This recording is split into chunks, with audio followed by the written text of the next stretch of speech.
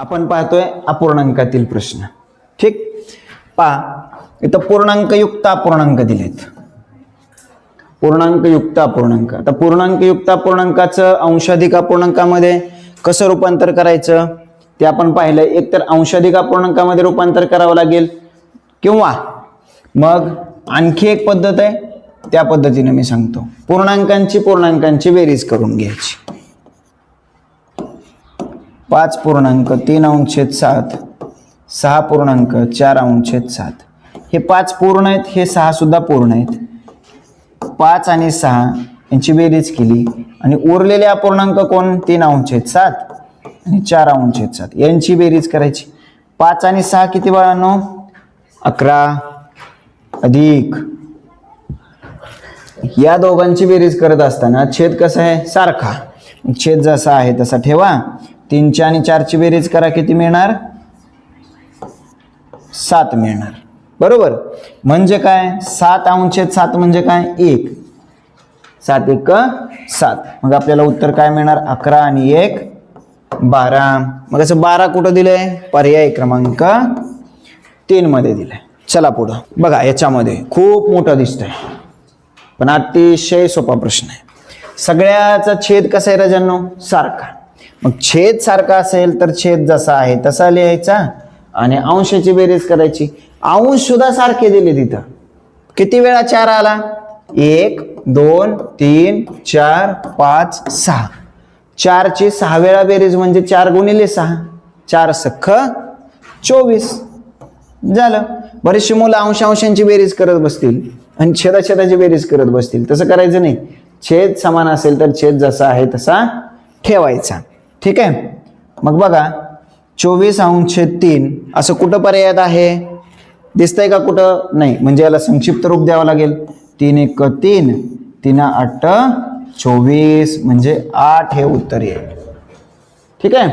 8 कुठे आहे पर्याय क्रमांक 4 मध्ये आहे. या संख्या चढत्या क्रमाने लिहिल्यास पहिल्या व तिसऱ्या संख्यांची बेरीज किती.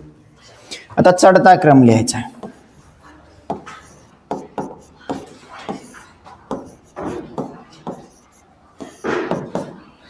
चढता क्रम म्हणजे लहान संख्येकडनं मोठ्या संख्येकडे जायचं.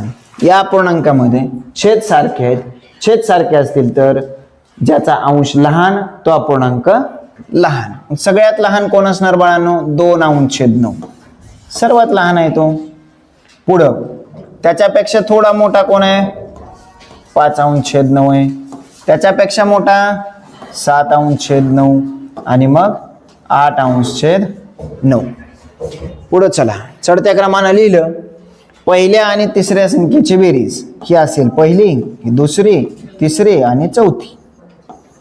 काय करायचं आपल्याला पहिल्या आणि तिसऱ्या संख्येची बेरीज करायची. चला, पहिली संख्या 2/9, तिसरी संख्या 7/9. या दोघांची बेरीज पुन्हा छेद सारखा, छेद समान असेल तर जसा आहे तसा ठेवा. अंशांची बेरीज करा 2 + 7 म्हणजे पुन्हा 9/9. 9 1 9 उत्तर मिळणार मला 1. असं आहे का आहे. पर्याय क्रमांक 1 मध्ये आला 1. पुढच्या प्रश्नाकडे जाऊया. खालीलपैकी सर्वात मोठा अपूर्णांक कोणता. बघा, अपूर्णांकाचं निरीक्षण केलं असता लक्षात येतं काय की सगळ्या अपूर्णांकामध्ये अंश सारखा आहे. मग ज्यावेळी अंश सारखा असतो ना त्यावेळी ज्या अपूर्णांकाचा छेद लहान तो अपूर्णांक मोठा.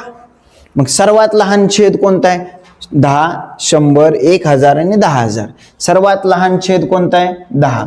म्हणून हा अपूर्णांक सर्वात मोठा झाला. मग त्यांनी विचारलंय सर्वात मोठा कोणता, म्हणून पर्याय क्रमांक 1 येणार. ठीक आहे. पुढच्या प्रश्नाकडे जाऊ. खालीलपैकी कोणती आकृती 12/60 या अपूर्णांकाचा सममूल्य अपूर्णांक दर्शवतो. सिंपल आहे, थोडंसं लक्ष द्या. 12/60 आहे ना बाळांनो, त्याचा सममूल्य आपण बघूया. जर आपण 12 भागलं अंशाला आणि छेदाला, सममूल्य कधी मिळतो अंशाला पण आणि छेदाला पण सारख्याच संख्येनं गुणायचं किंवा भागायचं. इथे जर 12 भागलं तर 12 भागिले 12 1 आणि 60/12 मग 12च्या पाड्यात 60 किती नंबरला येतो तर 12 पंचे 60 म्हणून 60/12 म्हणजे 5 येणार. 1/5 कुठे येतंय बघू इथं तर स्पष्ट दिसतंय 1 2 3 आणि 4 4 पैकी एक भाग रंगवला हा येणार नाही. इथं 1 2 3 4 आणि 5 भाग केले ठीक. मग इथं बघा 5 भागातला एक भाग रंगवला ओके मिळालं. पर्याय क्रमांक 2 हे आपलं बरोबर उत्तर असणार. इथं बघा 1 2 3 4 5 6 7 8 8 पैकी किती रंगवले 2. याला जर संक्षिप्त केलं तर बे कबे बेचोक 8 नाही येत. 1 2 3 4 5 6 7 आणि 8 8 पैकी 3 रंगवले. आपल्याला उत्तर मिळते पर्याय क्रमांक 2. चला पुढच्या प्रश्नाकडे. चला इथं पण पदावली सोडवायची. आता पदावलीचा नियम आपल्याला सगळ्यांना माहिती आहे काय आहे रे बाळांनो कन चे भागू बे व पहिल्यांदा कंस पुन्हा भागाकार गुणाकार बेरीज आणि वजाबाकी या क्रमाने क्रिया करायच्या. पहिल्यांदा आपल्याला इथं काय करावं लागणार आहे मग गुणाकार 7/4 3/4 4/3 सुरुवातीला आपल्याला यांचा गुणाकार करावा लागेल. 7/4 जसं आहे तसं राहू द्या. बेरजेचं चिन्ह आहे असं द्या. अंशाचा गुणाकार आणि छेदाचा गुणाकार करायचा. 3 चौक 12 4 त्रिक 12 बाळांनो 12 1 12 आल्या ठीक आहे. नसेल तर आता पुढं काय करता येईल आपल्याला बघा. जर याचा छेद जर 12 करायचा असेल तर कितीने गुणावं लागणार आहे 3 न. मग इथं काय मिळालं 7 त्रिक 21 मी इकडे लिहितो आणि 4 त्रिक 12 अधिक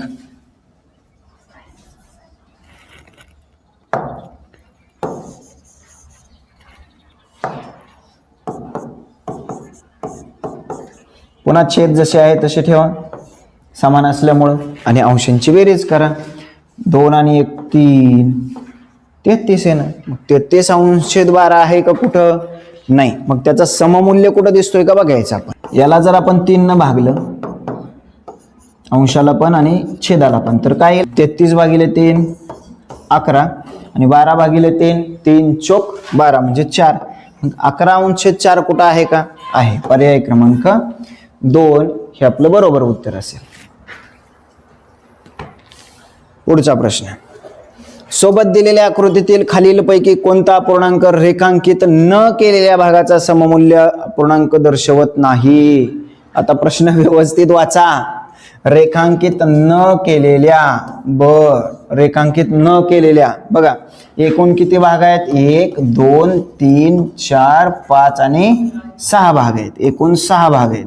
त्या 6 भागांपैकी रेखांकित न केलेले किती आहेत 1 2 3 4 म्हणजे रेखांकित न केलेला भाग अपूर्णांकामध्ये कसा लिहिणार आपण 2/6 लिहिणार. बरं पुढे चला. त्या भागाचा सममूल्य अपूर्णांक दर्शवत नाही महत्वाचं आहे. आता 4/6 सममूल्य आहे का आहे. 2/3 आता याचा जर सममूल्य आपण घेतला भागिले 2 केलं तर काय येणार इथं 2/3 येणार म्हणजे 2/3 सुद्धा सममूल्य आहे.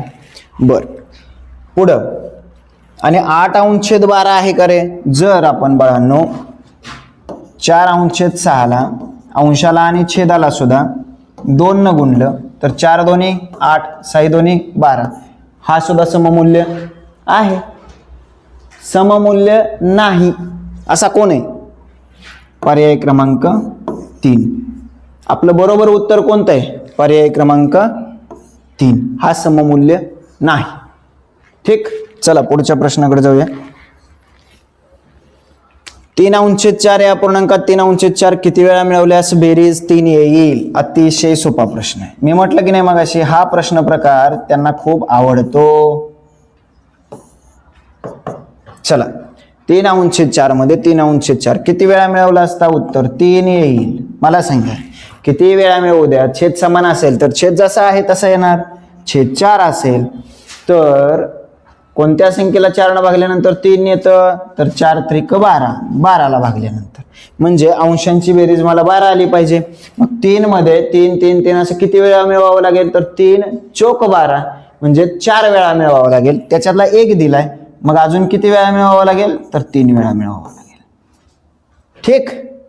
पर्याय क्रमांक 2. इथं आपल्याला बेरीज करायची अपूर्णांकाची. चला 3/4, 5/6 आणि 5/8. आता एक काम करायचं, 4च्या पण 6च्या पण आणि 8च्या पण पाड्यामध्ये असली पाहिजे अशी संख्या शोधायची. मग मोठी संख्या आहे ना त्या संख्येचा पाडा म्हणायला चालू करायचा. 8 2 16, 4च्या पाड्यात 16 एक आहे, 4 चौक 16, पण 6च्या पाड्यात आहे का रे, नाही. मग पुढे चला 8 2 16, 8 त्रिक 24, मग 24 4च्या पाड्यात आहे का, 4 सक 24 आहे. 6च्या पाड्यात आहे का, 6 चौक 24 आहे. 8 त्रिक 24, मग आपण छेद 24 करू शकतोय.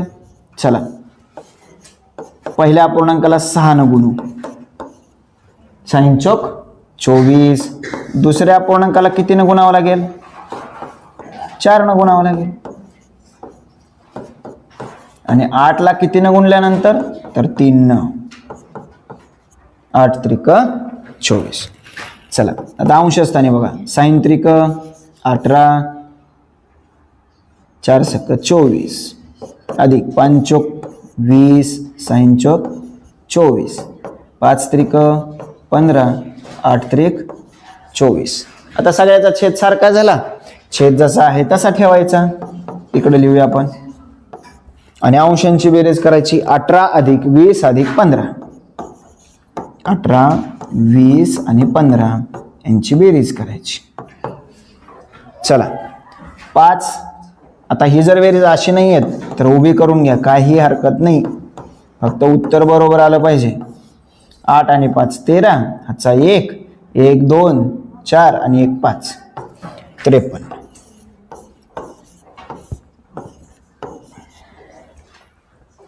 53 अंश छेद 24 कुठं दिसतंय आपल्याला, बर.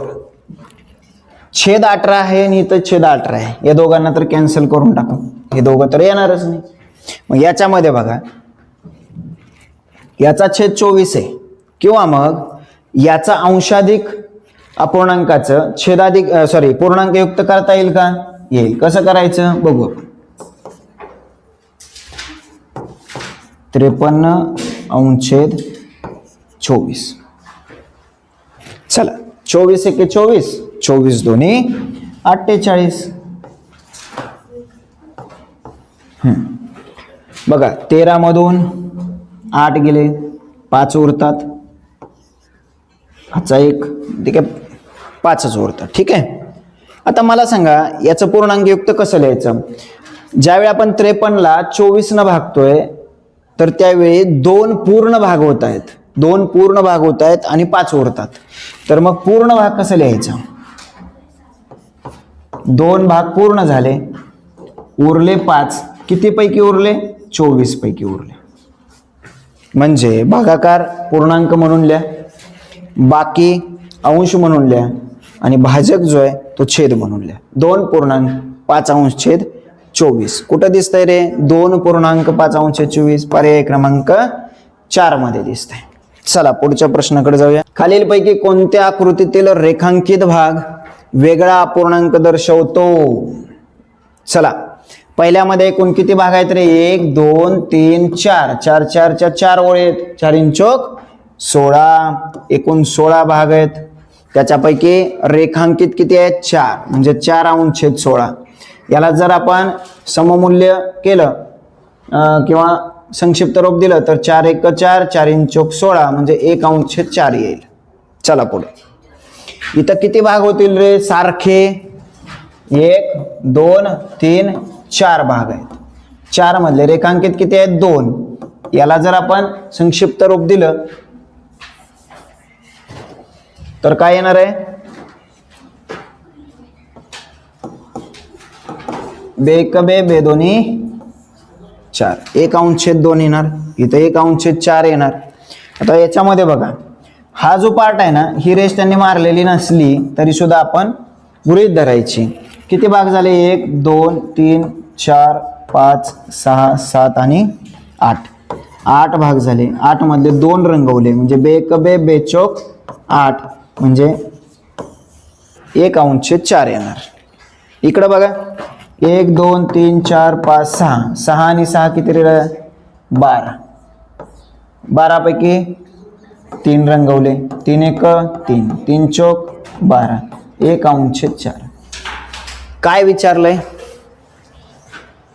रेखांकित भाग वेगळा अपूर्णांक दर्शवतो. इथं 1/4 आहे, इथं 1/4 आहे, इथं 1/4 आहे. वेगळा अपूर्णांक इथं आहे 1/2. पर्याय क्रमांक 2 हे आपलं बरोबर उत्तर आहे. पुढच्या प्रश्नाकडे चला. खालील पर्यायातील अपूर्णांकाची चढत्या क्रमानं मांडणी केलेला अचूक पर्याय निवडा. चढत्या क्रमानं मांडणी केलेली आहे. अचूक म्हणजे काय? बरोबर पर्याय निवडायचा आपल्याला.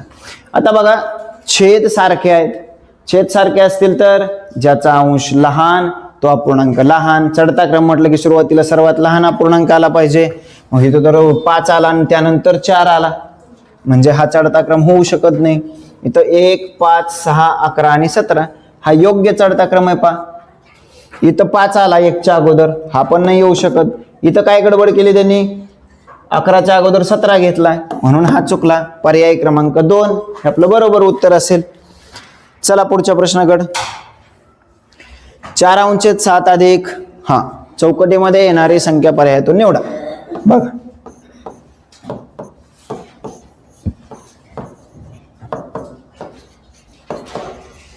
53/56. ठीक. चला एक काम करा, मी मगाशी सांगितलं बरोबर चिन्हाच्या डावीकडं जर अधिक असेल तर उजवीकडे काय होणार आहे? वजा होणार आहे.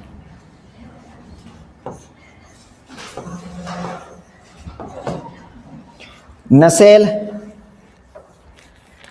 तर मग पर्यायांचा वापर करा. बघा ते कसं करायचं. छेद सारखा करत असताना इकडं 8 न गुणावं लागेल आणि इकडं 7 न गुणावं लागेल. तर मग माझा छेद 56 येईल. ठीक. बघा 8 चौक 32 अंशछेद 56 अधिक बॉक्स गुणिले 7 छेद 56 बरोबर 53 अंशछेद 56. आता इथं काय करणार आपण? छेद जसा आहे तसा ठेवणार आणि अंशांची बेरीज करणार. 32 मध्ये कोणती संख्या मिळवल्यानंतर मला बाळांनो 53 मिळतं? बघा थोडंसं लक्ष द्या व्यवस्थित. 32 मध्ये कोणती संख्या मिळवल्यानंतर 53 मिळतं? हे कसं काढतो आपण? 53 वजा 32 21 मिळवल्यानंतर म्हणजे इथं 21 येणार. बॉक्सच्या जागेला काय मिळणार मला? 21. पण 7 न कोणत्या संख्येला गुणल्यानंतर 21 येतं? तर 7 त्रिक 21 म्हणजे इथं 3 मिळणार. बघा इथं काय येणार? 3. बघा पर्यायामध्ये आहे का? आहे. पर्याय क्रमांक 3. अतिशय सोपा प्रश्न आहे. थोडीशी व्यवस्थित प्रॅक्टिस करा आणि समजून घ्या. चला पुढच्या प्रश्नाकडे जाऊया. चौकटीत योग्य संख्या लिहा. बर चला सगळ्यांनी लक्ष द्या आता व्यवस्थित. खूप छान प्रश्न आहे. पहिल्यांदा कंस सॉल्व करायचा, कंस सोडवायचा, हा कंस सोडवा, परत हा कंस सोडवा आणि त्यांची वजाबाकी करा. ठीक. चला लिहून घेतो पहिला कंस मी.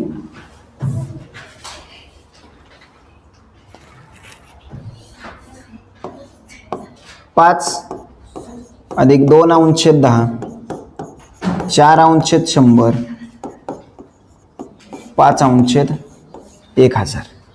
हा कंस सोडवूया. जर तुम्ही समजून घेतलं बाळांनो तर बघा इथं 5 अधिक इथं 2 अंशछेद 10 म्हणजे 2 दशांश असतं किंवा छेदस्थानी 1च्या पुढं 1 0 असेल तर अंशस्थानी दशांश चिन्ह 1 घर डावीकडे सरकतं. हा नियम जरी लक्षात ठेवला तरी चालेल. इथं 2 दशांश असं लिहू आपण. इथं 1च्या पुढं 2 शून्य आहेत म्हणून दशांश चिन्ह 2 घर डावीकडे येणार, 2 स्थान डावीकडे येणार आहे. मग आता इथं कुठंच दिसत नाही सर, ते कुठं असतंय मग? ते लपलेलं असते शेवटी. मग जर समजा शेवटी असेल तर 2 घरं येणार म्हणजे हे 1 घर आणि हे 2, हा 1 हा 2, अशी 2 स्थानं डावीकडे आले. आता 3 शून्य आहेत म्हणजे 3 स्थानं डावीकडे येणार, 1 स्थान 2 आणि 3 स्थानं, अशी 3 स्थानं डावीकडे आले. आता या सगळ्यांची बेरीज करायची. सेम तसं इकडं आपल्याला काय करावं लागेल? 2 1 दशांश दिला, 3 शतांश दिला आणि 2 हजारांश दिला. ठीक, चला वजा. आता या कंसाकडे येऊ. 2 अधिक 1 दशांश 1 घर डावीकडे सरकलो म्हणजे 0.1 येईल, अधिक 2 घर 1 आणि 2 0.03 अधिक 3 शून्य आहेत म्हणजे बघा 3 घर 1 2 3, 3 स्थानं डावीकडे आलो. अशा पद्धतीने आपण अपूर्णांकाचं दशांश अपूर्णांकामध्ये रूपांतर करून घेतलं. आता बेरीज कशी करायची? तर बेरीज आपण नॉर्मली बेरीज करताना काय करतो? एकक स्थानचा अंक एकक स्थानी, दशक स्थानचा दशक स्थानी, शतक स्थानचा शतक स्थानी. तसंच दशांश अपूर्णांकात सुद्धा त्याचे स्थान असतात. दशांश, शतांश, हजारांश असे स्थान आहेत. तर त्या स्थानचा अंक त्या स्थानी ठेवायचा किंवा दशांश चिन्हाच्या खाली दशांश चिन्ह करेक्ट येऊ द्या, काही प्रॉब्लेम येणार नाही. याची बेरीज करायची. 5चं दशांश चिन्ह कुठं नाही म्हणजे शेवटी असतं.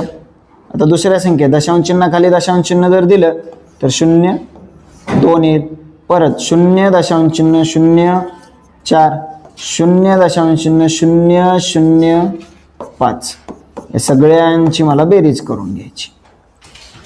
आता या स्थानी कुठंच काय नाही, मला इकडं 0 देऊन टाका. 5 4 2 दशांश चिन्ह द्या, दशांश चिन्हाखाली आणि 5 ही आली इकडची बेरीज.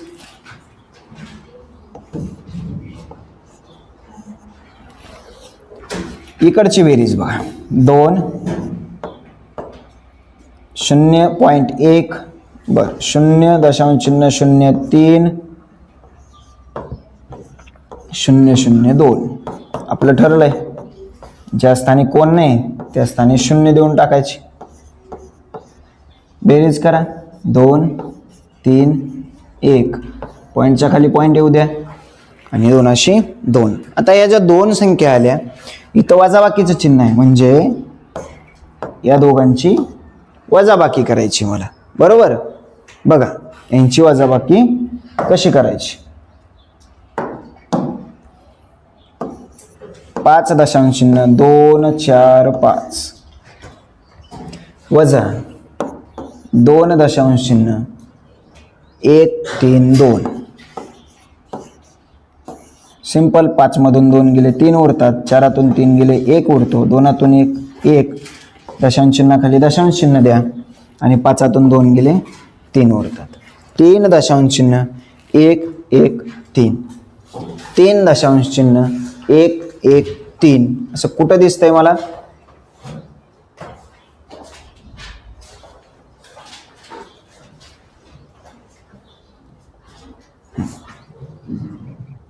कुठं दिसतंय?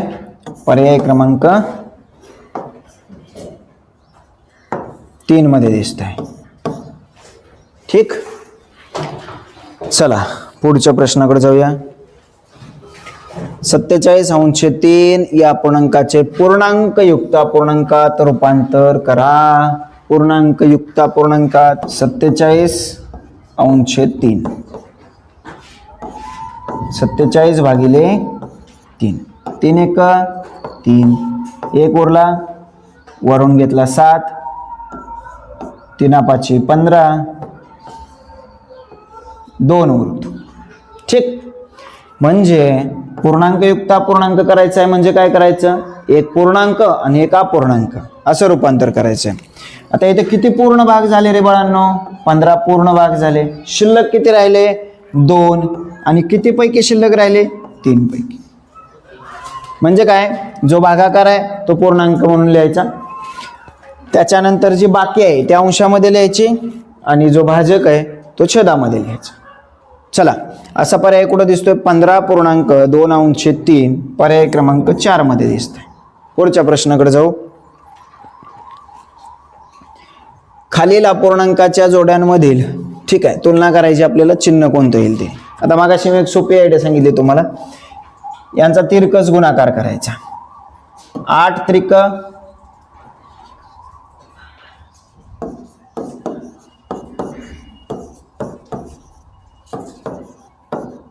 ठीक आहे, या दोघांच्या अगोदर करू.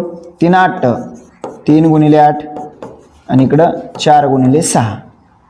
या 8ला इकडं अंशात न्यायचं, या 4ला इकडं अंशात. 8 त्रिक 24 आणि 6 चौक 24. म्हणजे इथं बरोबर येणार आहे बाळांनो, म्हणजे पहिल्या बॉक्समध्ये बरोबर चिन्ह येईल. आता उरलेल्या दोघांची तुलना करू. 6/8 आणि 7/9. चला, 6 गुणिले 9, या 9ला वरती आणला, या 8ला इकडं घ्या. 6 9 54, 7 8 56. कोण मोठा, 56 मोठा. अशा पद्धतीचं चिन्ह येईल. मग अशी चिन्ह कुठं दिसत आहेत बघा, पर्याय क्रमांक 4 मध्ये दिसत आहेत. समजलं असेल तर पुढच्या प्रश्नाकडे जाऊ. 14/35 हा अपूर्णांक कोणत्या पर्यायाचा सममूल्य अपूर्णांक आहे, कोणत्या पर्यायाचा सममूल्य आहे. चला, छेद सारखे आहेत, जसाच्या तसा छेद ठेवला, अंशांची वजाबाकी केली, 3 मधून 2 गेला, 1 उरला. छेद जसाच्या तसा ठेवा, 8 मधून 6 2 उरले. छेद जसाच्या तसा ठेवा, 5 आणि 2 7 येईल, म्हणजे हा 1 मिळेल. छेद जसाच्या तसा ठेवला, 4 आणि 3 किती, 7. आता मला सांगा, 1/7चा 1चा 14 करायचा आहे, म्हणजे अंशस्थानी मला 14 न गुणावं लागेल. मग छेदस्थानी जर मी 14 न गुणलं तर 14 7 35 येईल का रे बाळांनो, नाही. म्हणजे हा सममूल्य होऊ शकत नाही. आता पुढे चला, 2ला 2 इथं अंश 2 आहे आणि त्याला मला 14 बनवायचा आहे, तर कितीनं गुणावं लागेल, 7 न. मग इथं 7 न गुणला तर छेदस्थानी सुद्धा 7 नच गुणावं लागेल. म्हणजे 2 7 14 आणि 5 7 35 मिळतोय का, मिळतोय. म्हणजे पर्याय क्रमांक 2 हे बरोबर उत्तर आहे. पुढच्या प्रश्नाकडे चला. दिलेल्या अपूर्णांक चढत्या क्रमाने मांडल्यास शेवटून दुसऱ्या अपूर्णांकाची दुप्पट किती, चढता क्रम मांडायचा आहे. बघा,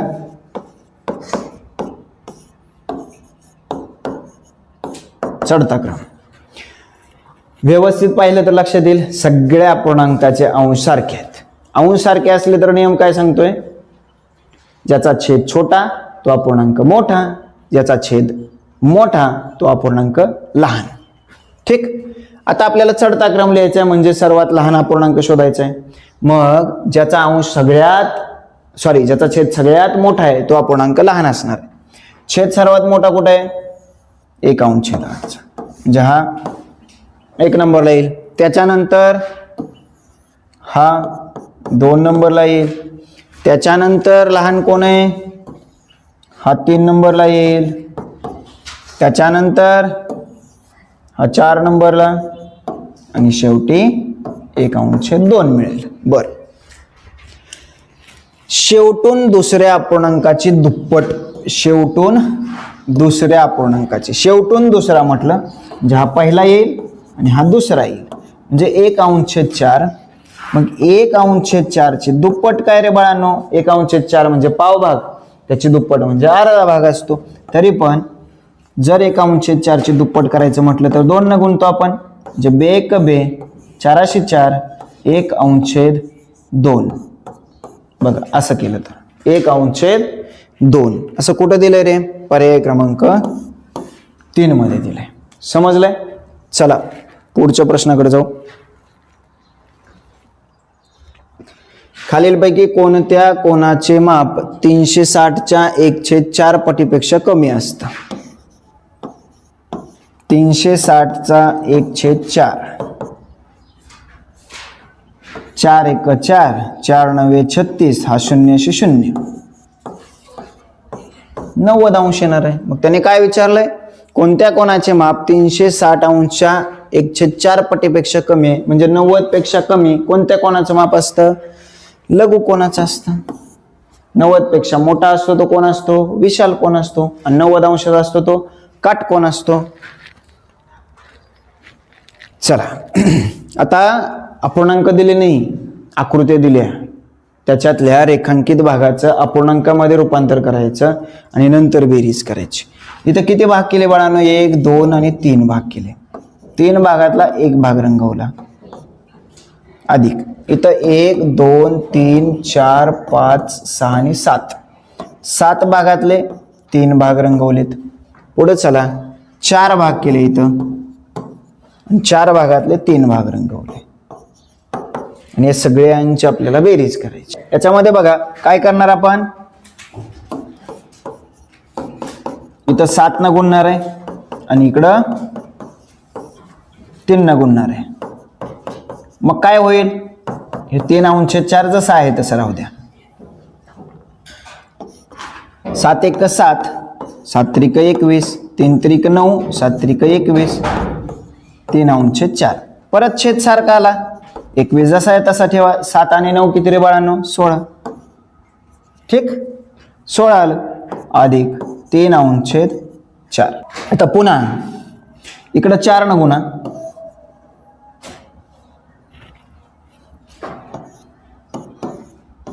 16/21 आणि 3/4 आहे. ठीक,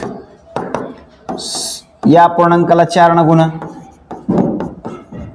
आणि इकडं 21 न गुणायचं.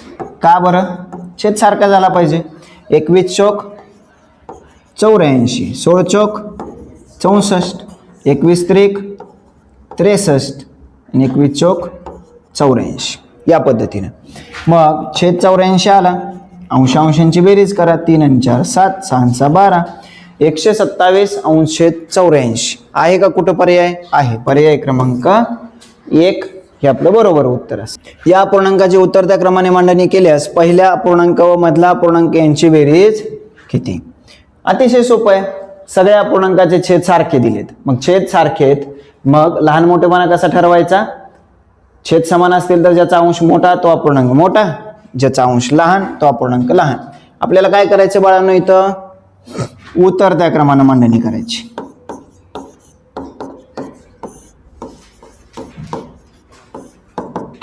उत्तर त्या क्रमाने मांडणी करायची.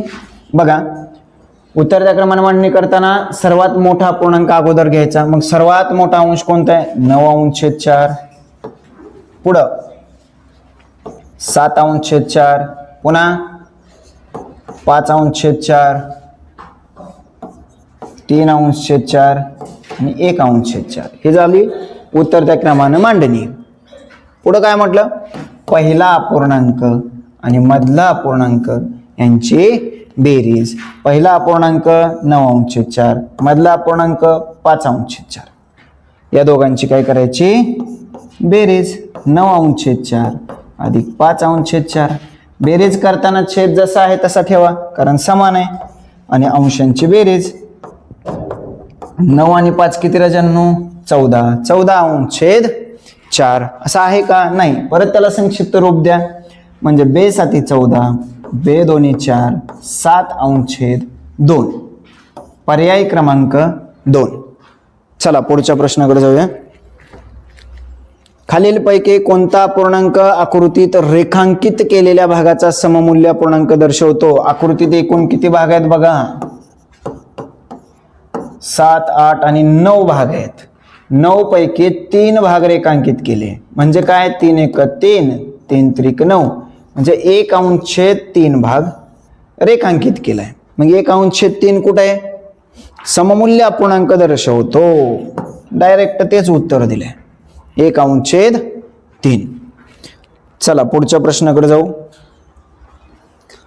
हां तर बॉक्सच्या जागी कोणता अपूर्णांक येईल. आता बघा याच्या दोन मेथड आहेत, दोन्ही पद्धती तुम्हाला सांगतो, व्यवस्थित लक्ष द्या.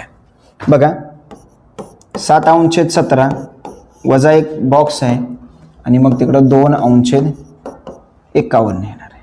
बरोबर आहे. म्हणजे 7/17 मधून कोणती संख्या वजा केल्यानंतर 2/51 येतं. सिंपल आहे बाळांनो, उत्तरामध्ये छेद 51 आहे म्हणजे प्रश्नामध्ये सुद्धा आपण 51 करून घेऊ. 17×51 वजा हा बॉक्स जसा तसा ठेवा आणि इकडं 2/51 आहे. 7×21 छेद 51 वजा कोणती तरी एक संख्या 2/51. 21 मधून बाळांनो किती वजा केल्यानंतर 2 येतं रे. 21 मधून बघा 21 गेला 20 गेला किती उरतात 19, म्हणजे 19 वजा करावे लागतील. आणि छेद तर जसा आहे तसा 19/51. कुठे पर्यायात, पर्याय क्रमांक 1 मध्ये. ठीक नसेल तर मी तुम्हाला सेकंड मेथड म्हटलं होतं, ही मेथड 1 असं समजा.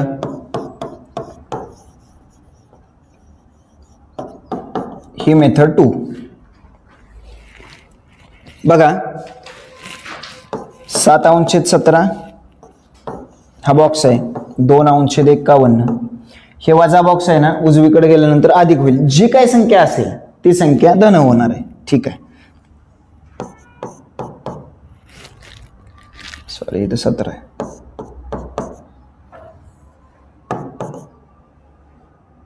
आणि हे 2/51 आहे ना, तिकडे धन आहे, इकडे आल्यानंतर ऋण होणार म्हणजे मायनस होणार आहे. आणि सिंपल यांची वजाबाकी करून टाका तुम्ही.